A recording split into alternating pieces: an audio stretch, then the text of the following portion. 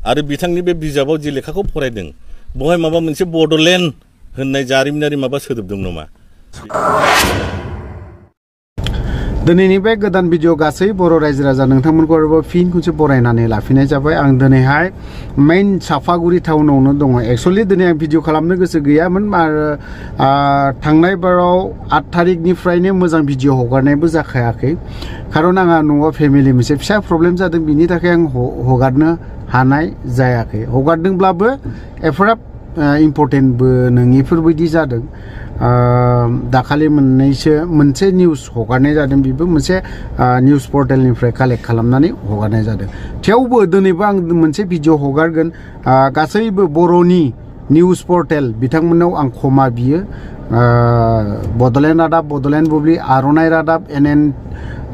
NBNN TV आरो गोबांनो बायदि रोखोमनि बिथांमोनाव आं क्षमा बिजोबो। मानो होनना बुङोबा कयेकटा निउसखौ आं नोंथांमोननिफ्रायनो कालेक्ट खालामनाय जायो। दिनै जिखियानो जादोला बेफोरो बिथांमोना आंखौ क्षमा होयो होआ बिथांमोननि खोथा आरो बिथांमोननि गोसो। ओमफ्राय बाथ्राया जाहैबाय मा, जोंनावहाय दा दिनैनि दिनाव आं PTCनि मुङावहाय आन्दलन खालामदों, बा आं PTCनि मुङावहाय स्टेटमेन्ट गोरा गोख्रोंनो गोबां खोथा होनदों। दिनै आं PTCखौ खनसेयावनो ना खालामनाय होननायाबो बेबो गोरोन्थि जादों आरो सोरनिबा थाखाय गोरोन्थि जायाखैबा बे बिथांमोननि खोथा। दिनैहाय मुंखौ मख'नो सानाखै आं, जायहा दिनैहाय D.J.P नि आफादगिरि बिथांमोननि आं मुंखौ मख'नो सानाखै। दिनै बिथांमोना उदियासलखौ सानसे समाव गोबां खोथा होनलांदोंमोन। उदियासलनि मुङावहाय दिनै आन्दलननि खोथाबो होनलांबाय थादोंमोन। दिनैनि दिनाव हठाथनो मानो माबा डुवार्स सोदोबखौ लाबोखो आरो बिथांमोना बै समाव डुवार्सखौ बुंबाय थादोंमोन। डुवार्सनि सोदोबखौ आं मोजाङै क्लियार मोनथियाब्लाबो नोंथांमोननो गासै बर' रायजो राजानो आं फोरमायनानै होगोन। दिनै बावहाय साननो गोनां जादों जोंहा। दिनै उदियासलनि मुङावहाय आं गोबां स्टेटमेन्ट होबाय, बिनि उनावबो आरो डुवार्सनि नामाव आलादा भाबैनो जुदि होयोब्ला बेसेबां गनायजाथाव आरो बेसेबां साननो गोनां, बे खोथायाबो मोनसे साननो गोनां जानानै फैदों। हठाथनो आङो दिनै उदियासलनि मुङावहाय गोबां खोथा बुंबाय आरो साननैनि उनाव उदियासलखौ आं मोजां मोनासै, बिनि उनाव डुवार्सनिखौ खोथाखौ बुंलायबाय। दिनै बेफोरबायदिबा जों बर' रायजो राजा सोरजों थांगोन, नोंजों ना बैजों? दिनै नाय जोंनि बर'नि गेजेरावनो गोबां आफाद दङ, दिनै खौसेथि जालायनो हायाखै। जों दिनै D.J.P नि नामाव डुवार्सनि नामावहाय आलादा मोनसे संगठन खुलिगोन, बड'लेण्डनि नामाव आलादा मोनसे नाम मख'गोन, गुबुन गुबुन मुंनि नामाव गुबुन गुबुन आफाद खुलिगोन। होमबा जों बर' रायजो राजाया सोरजों थांगोन? बैजों, आंजों ना बैजों ना सोरबा सासेजों? बेखौ साननो गोनां जादों। थोदो बिदिब्ला आं भिडिअखौ बारा गोलाव खालामा लाफानो डुवार्सनि सोमोन्दै जाय आफादगिरि बिथाङा जि स्टेटमेन्ट होदों बेखौ दान्दिसे जों खोनासंनानै लानि नामा। धन्यबाद थाग्रोबाय। प्रथमावनो बाथ्राया जाहैबाय, जोङो ससियेल मिडियायाव मैया मोनसे क्लिप नुदों, माबा बड'लेण्ड जनसंख्या मा होनो सुरक्षा मन्चनि बिथाङा जोंनि सायावहाय D.J.P दुवारान्चल जन परिसंगमनि सायाव गोबांथार माने जाहा थाहा बिबुंथि लाखिनायजों लोगोसे पार्सनेल एटेकबो खालामदों। आरो जों बिसेस करि होनदों जे दुवारान्चला खुनु माने बिथा माने बिनि हिस्ट्रिकेल बेकग्राउन्ड गैया बा बिनि खुनु लेगेसि गैया, नाना रकम खोथा। खिन्थु फारसेथिं बुंनो हागोन नामा? बिथाङा जाहैबाय दावराव देख्रेब, बिथाङा बेबादि जोंनि सायावहाय एलिगेसन लाबोदों। दा बिनि जुनैनो जों मोनसे खेंफोरथिखौ लानो बिथांनिसिम जोङो बे मेसेजखौ हरनो सानदों। लोगोसे गथै रायजो राजा जायफोर दङ बिथांमोनाबो जोंनो बुजिनो सेस्था खालामो। बाथ्राया जाहैबाय, जोङो जारिमिनखौ जों बुंनानै खोन्थानांगौनि दरखार गैलिया। गावनो बे दुवारान्चलनि डुवार्स एलेखाफोरखौ गावनो बिजाब बोदला मबेनिफ्राय लानानै फैनानै बिथाङा माने बेफोर जिनिसखौ फोरमायदों। माने बुंनो थाङोब्ला दासो माने मोनसे जोंनावहाय बेबादि परिबेस जादों। फरायनांगौ, बयबो फरायनांगौ, मिन्थिनांगौ, बुजिनांगौ जे भसा अर्थ जे जोंनि सिनायथिया मा बा जोंनि जारिमिना मा। आरो बिथांनि बे बिजाबाव जि लेखाखौ फरायदों बहाय माबा मोनसे बड'लेण्ड होननाय जारिमिनारि माबा सोदोब दं नामा? बिथांनाव सोंनो हागोन। जोंनि मथेब्लाथ' गैया। दा बिथाङा होनदों एक नम्बराव जाहैबाय जे बे दुवार ओनसोला खुनु माने मिनिं गैया बेसलेस बेजोंहाय नोङो जोंनि हारिनि जातिनि सिनायथियाबो गोमोरलांगोन बाथ्राया जाहैबाय बिथाङा मोजां मिन्थिगौ दुवार ओनसोल होननानै बिथाङानो गावनो फरायथिनानै खोन्थानानै होबाय आरो जों होनफामनि बे जिनिसा जाहैबाय भारतनि मोनसे भुटाननि मोनसे समाव बे 1760 निफ्राय बियो फैयै फैयै 1865 सिम भुटाननि सासननि आन्दारावनो दंमोन आरो बियो मोनसे समाव दावहायाव भुटान राजाया जेननानै ब्रिटिश आम्पायार जे भारतनि ब्रिटिशफोरजों एग्रिमेन्ट जानांदों बे एग्रिमेन्टनि अनुजायै 50,000 सालानायावहाय बे एलेकाखौहाय भारतनो गथायदों बेनो जोंनि मोनसे लेगेसि एग्रिमेन्ट दा ओंखायनो बुंबाय थादों जोङो भारत हादोरनिफ्राय माबा मोनसे मोननांगौब्ला बा जुजिनानै माबा मोनसे लाबोनो हानांगौब्ला जोंनाव जथेस्थ' हिस्ट्रिकेल बेकग्राउन्ड थानायजों लोगोसे जोङो माने मा होनो मोनसे लेगेसि माने वासियात नामा एभिडेन्सफोर जोंनाव मोनसे प्रुफ लिखित बेफोरबादि थायोब्ला मोजां आरो 2 नाम्बाराव बिथाङा होनदों जे मा होनो एक्सक्लुडेड एरियाखौ बिथाङा मिन्थिना मिन्थिया इन्डियान एक्ट 1935 बेखौहाय सेकेन्ड पेजनि 91 92 फरायला मिन्थिगोन एक्सक्लुडेड एरिया माखौ होनो एक्सक्लुडेड एरिया माने परित्याग एलेका बे एलेकाया मोनसे समाव भुटानजोंबो माने इन्डियायावबो मालाबा नोङो भुटानाव मालाबा नोङो ओरैहाय नोङो गाहायाव बे एलेकाफोरखौ माने बुंनो थाङोब्ला परित्याग खालामनाय बादि मोनसे भुटाननि सासननि समाव बेखौ होनोमोन सुजारेन्टि स्टेट माने बे एलेकाया फ्लाड प्लेन्स एलेका बे गाहायनि हायेनखौहाय माने बुंनो थाङोब्ला नेग्लेक्टेड एरिया माने बे उदायि एलेका बेखौ जोंनो दरखार गैया बा मुगैजाथाव ट्राइबेलफोर थायो लिंथि गांग्रा थायो माबा गोथां गोब्राम सावनानै जाग्रा जाथिफोर थायो बे एलेकाफोरखौनो बे गिबियानो जाहैबाय मेस कसारि बर'फोर बे बै टाइमनिफ्रायनो दंखायो बे एलेकाखौ एक्सक्लुडेड एरिया होननानै बुङो बियो परिबर्ती समायाव 1954 नि उनाव बियो बे एलेकाखौ नर्थ इस्ट फ्रन्टियार एजेन्सिबो होनोमोन बियो मेकमोहन लाइनसिम चाइना इन्ड' चाइना बर्डारसिम माखासेया 72 आव बे एलेकायाथ' इउटि जाहैबाय अरुणाचलजों थांबाय माखासेया जोंनि बे मा होनो नेग्लेक्टेड एरिया एक्सक्लुडेड एरिया माने सुजारेन्टि जे एरिया ट्रिबिउटारि स्टेटबो होनना बुङो बेखौ भुटाननि टाइमाव बे एलेकाखौ जोंनि मानसिफ्रा बे टाइमनिफ्रायनो डिमान्ड खालामबोदोंमोन जे बेखौ ब्रिटिशफ्राबो होनदोंमोन जे बे एलेकाखौ दानख'नानै मोनसे मर्यादा होनांगौ बा मोनसे स्टेट बा जिखुनु मोनसे माने बेवहाय अट'नमि होनांगौ होननानै दा बेफोर जिनिसा जोंनाव एभिडेन्स दंजोबो बिथाङा माब्रै बुंनो हाखो गावनि लेखाखौ फराय खोन्थादों जोङो होनो बड'लेण्ड सोदोबा बा बड'लेण्ड होननाय जारिमिनाव नागिरब्लाबो मोना बा बुंनो थाङोब्ला उदियासलहाबो खुनु जारिमिन बेकग्राउन्ड गैया बियो बुंनो थाङोब्ला मोनसे इमाजिनारि सोदोब काल्पनिक सोदोब जे जों एरखम बिजायो एरखम बिगानसै नामा बिनि सिगां नोंथांमोना मिथिनो हागौ हमलेण्डबो बिदोंमोन थिग बेबादिनो बड'लेण्ड सोदोबा खिन्थु बड' सोदोबा 1847 आव B.H. हेडसन होननाय सासे लिटारेसि लिरग्राया मोनसे एसेयाव लिरदोंमोन जे कच काछारि बर'फोरखौ बड'बो होननाय जायो होननानै खिन्थु बे टाइमनिफ्रायनो जुदुनाथ खाख्लारिमोना बिथांनि बेरेखायै गोख्रोङै होनदोंमोन बे जिनिसा जानो मोना मानोना जोंनि अरिजिन सिनायथिया दुवार्स एलेकायाव थाग्राया कच काछारि बे मा होनो बे किंडमनि एलेकायाव जे जोंनि सिनायथिया गोमाहैगोन आरो बेखौ एखुथायै मोनसे सासननि जुनैसो जोङो भारत सरकार बा बे टाइमाव ब्रिटिश रिजिमनाव बिसोरो डिमान्ड खालामदोंमोन दा जोंनि मानसिफ्रा हिस्ट्रिखौ मिन्थिनानैबो जुदि मिन्थियै जुदि खालामोब्ला गोरों गोराफ्रानो जुदि बारस'नानै गोदाव सोराव दिन्दां फेरदां लामाजों जुदि दैदेननो नागिरोबा बे मालाबाबो जानाय नङा ओंखायनो जों होनदों आरो आंखौ पार्सनेल एटेकबो खालामदों मोजां दैदेनगिरि मानसिया मालाबाबो पार्सनेल एटेक खालामा जों बेफोरनि जुनै टाइमबो गैया नांलायनांगौनि सम गैया जों कनफ्लिक्टखौबो लुबैया मानोना जोङो रायजो राजाफोरखौ गोबां बुजायनांगौ खोथा दं दैदेनलांनांगौ खोथा दं आरो 3 नाम्बार बाथ्राया जाहैबाय लेंगुइस्टिक बेसिसखौ होनदों बिथाङा नो डाउट लेंगुइस्टिक बेसिसा दरखार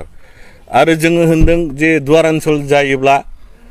जे अफिसियेलि जोंनि दुवार ओनसोल लेंगुवेजआबो बड' लेंगुवेजआनो जागोन नो डाउट आरो लोगोसे बेखौबो क्लियार खालामनो नागिरदों जोङो दुवार ओनसोल जायोब्ला मालाबाबो नोंनि 6 शिड्युल एरिया बिटिसि बिटिआर मालाबाबो खहा जाया 1 इंसिबो थाया खहा जाया जेरखम गुबुन गुबुन स्टेटआव मेघालयनि आन्दाराव गार' हिल्स जयन्तिया हिल्स खासिफुल हिल्सफोर दङ 6 शिड्युल एरियाफोर दङ आसामनि सिङाव जों जेरखम बिटिसि बिटिआर 6 शिड्युल एरिया बे दुवार ओनसोल रायजोनि सिङाव प्रदेशनि सिङाव 6 शिड्युल एरियाबो अरायसम थागोन आरो बड'लेण्ड सोदोबा बिटिसि बिटिआराव हाबदों होनदों बिथाङा हाबखानाय बेजों थांबानो जों रायजोखौ मोनो खिन्थु जों बुङो बेयो 6 शिड्युल एलेखा काउन्सिल एलेखा अट'नमास काउन्सिल बेखिनि बेफोर एलेखाफ्रावल' प्रযোज्य जायो बेयो इउटि स्टेट होनोब्ला नोंनि आर्टिकेलाव थांनांगौ 1956 एसआरसि आव रेक्टिफाइ जानांगौ संशोधन जानांगौ बा बे 1956 नि जे एसआरसि मथे नोङो फल' खालामथारनांगोन बेहाय लिंगुइस्टिकखौथ' मेन बेसिस लादों क्रिएशन अफ बा रिअर्गनाइजेशन अफ स्टेट लोगोसे बे 1956 नि बिबुंथिया मोननै बाथ्राखौ क्लियार खालामदों मोनसेया जाहैबाय rejected one language by one state बा rejected one caste one state बेखौबो क्लियार खालामदों आरो 2 नम्बर खोथाया जाहैबाय जे जोंनि जे लेंगुवेज थिग रायजो बिनो थांदों लेंगुइस्टिक लाइन बिनि डिफिनेशन अर्थ मिनिं नमेनक्लेचारा मा जायो परिभाषाया मा जायो जों बेखौसो होनदों जे बड'लेण्ड होननाया मा जादों बड'फोरनि मोनसे रायजो देश बर'निनो गासिबो आधार कास्टआ मोनजा दा मोनजा जोंनो मेन माने मास्टार रेस मोनसे जाथिल' बेबादि नमेनक्लेचारजों मोनसे भारत हादराव दायो गोदान रायजो जाला बे जिनिसखौसो जों बुजायनो सानदों जेरखम हमना लादो अरुणाचल माने लैंड ऑफ सनराइजिंग जिस दिशा से सूरज उगता है उसी दिशा को अरुणाचल कहता है वो थाग्रा जातिफ्राथ' नोङो आबर थाबर मा होनो अफला दफलाफोरसो बेनि उनाव थांदो नोंथांमोना मणिपुर मा रोखोमै रायजो जादों बे जिनिसखौसो जों बुजायनो सानदों नर्थ इस्टनि मणिपुरनि मानिया जाहैबाय बिनि नमेनक्लेचार परिभाषा मिनिं अर्थ डिफिनिशना मा होनदों बिनि मानिया जाहैबाय नोङो लैंड ऑफ गोल्ड मुनि मुकुटार रायजो मणिपुर होननायथ' जाति गैया बाव थाग्रा जातियाथ' मैथिफोरसो बिनि उनाव थांदो नोङो मेघालय माने बिनि डिफिनिशना मा बिनि मानिया जाबाय बादलंखि रायजो स्काइलैंड हा मेघर रायजो बाव थाग्रा एलेखाफ्रा 6 शिड्युल एलेखा जाहैबाय नोङो हाजोफ्रा गार' हिल्स खासि हिल्स जयन्तिया हिल्सफोरसो बे जिनिसखौसो जों बुजायनो सानगासिनो दङ दानिया बिथांमोना बैबाराव बनसुनि प्रेसिडेन्टआ मा बिथाङा होनदों जे मिज'राम माने उमुगनो लेन्डनो बिबो लेन्डखाना मिज'फोरनिनो मिज'राम माने लुसाइ हाजो रामनि मानिया जाहैबाय हाजो मिज'फोरनि हाजो होननाय जादों बे गासै एलेखाया 1952-53 आव मार लुसाइ ओमफ्राय नोङो बेफोरबादि एलेखाखौ लानानै काउन्सिल दङमोन 1952 मोनदों बिथांमोना काउन्सिल बियो परबर्ती समायाव फैनानै 1954 आव मिज'राम होननानै मोनसे हाजोनि नामै लुसाइ हाजो गत्तै हिल्स एलेखाखौ लानानै मिज'राम होननानै बिसोरो परबर्ती समायाव प्रजेक्ट खालामदों थारमाने 1956 एसआरसि बे एसआरसिनि सिगां बेनो जाहैबाय बिसोरनि लेगेसि बिसोरहा मोनसे लेगेसि जाबाय दानिया फैदो नागालेण्ड बिथांमोना नागालेण्डनि खोथाखौ सोंबाय थाथारो नागाहा 1947 26 जुनाव 9 पइन्ट एग्रिमेन्ट दं भारत स्वाधीन जानायनि 2 मास सिगां बेनो लेगेसि जों दहायनिफ्रायनो होनबाय थादों मोनसे भारतनिफ्राय माबा मोनसे मोनथाय मोननांगौब्ला हिस्ट्रि बेकग्राउन्डजों लोगोसे नोंने सलिड लेगेसिबो थानांगौ जायनि जुनै नागाफ्रा बिसिनाव 100% जनसंख्यामोन 17 बिसिनावहाय माने ट्राइब नागाफोर फैयै 1963 आव बिसिनो पुर्नांग 2 लाख जनसंख्याव होनांदों दानिया थांदो त्रिपुरानि मानिया मा बिनि डिफिनिशना अर्थ मा त्रिपुरा माने नियार बाय वाटार थै माने वाटार पुरा माने खाथिनि नियार बाय वाटार बेखौ नोङो माणिक्य डाइनेस्टिनिफ्राय लानानै थैफ्रा खान्दानिफ्राय लानानै 1949 आव मार्जारसो जादों बे मोनसे प्रिन्सलि स्टेट बेखौ कान्चन प्रभा देबिया सामिल खालामदों फिसालाथ' नाबालक जाहैबाय साइन होनो हाया हिनजावा बेखौ साइन होनानै मार्जार खालामदों बे टाइमावनो सिग्रेट होदों मर्यादा त्रिपुरानो बिनि परबर्ती समाय ओरैहाय नोंथांमोना नायनो हागोन बांगाल वेस्ट बेंगल बियो बे अफ बेंगल बेयो पूर्व पाकिस्तानमोन गावनानै सोनाब जानायखाय बांला स्पिकिं ओरैनि बे अफ बेंगला बंग डाइनेस्टिनिफ्राय फैनाय बे सोदोब बे लेखाखौ होनो सोनाब थिंजायनि